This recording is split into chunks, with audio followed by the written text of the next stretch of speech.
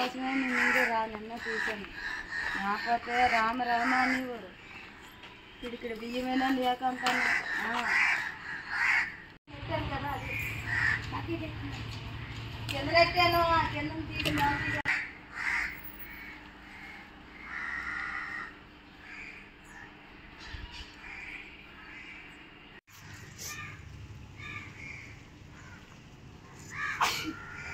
కావాలి.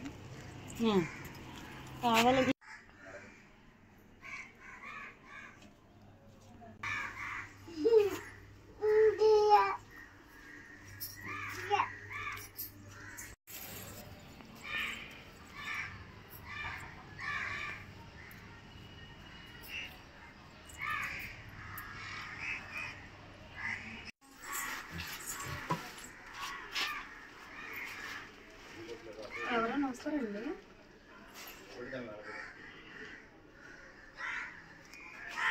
నా పేరండి. కానీ మీరు దయచేసి మీ పెద్దలందరూ నాకు కొంచెం మేలు చేస్తారని చూస్తారనమ్మా. కానీ ఒకటి, నాకు అన్ని కాలిపోయినాయి. 4 నచ్చలు కూడా తెచ్చానమ్మా.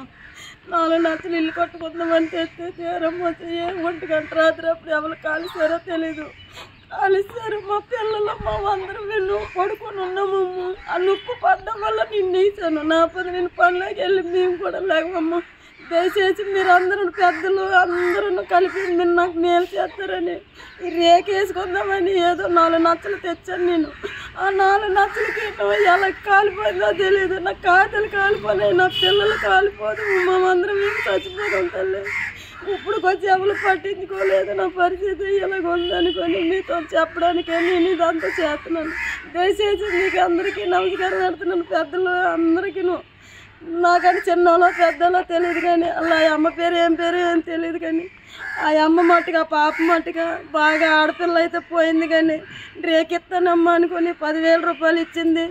బియ్యం మూట ఒకటి ఇచ్చింది, గుడ్లు ఇచ్చింది, బట్టలు వేసుకోమని గుడ్లు కూడా ఇచ్చింది. ఆవిడ చాలా మంచిది. పెద్దలందరూ మీరు అందరికీ కోడుకొని అనకూడదు కానీ మీ దగ్గర కూడా వచ్చాను బాబు, మీరు మేలు చేస్తారనుకుని కనీసం అనకూడదు కానీ పెద్దలందరూ కలిపి నాకు ఏదో మేలు చేస్తారని నా పిల్లలు పచ్చులతో ఉన్నారు.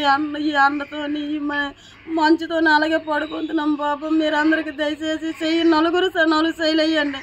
4 చేశారు వేసారు అనుకుని నాకు ఇల్లు అవుతుంది బాబు. మీకు అందరికీ నమస్కారం ఆడుతున్నాం తండ్రి.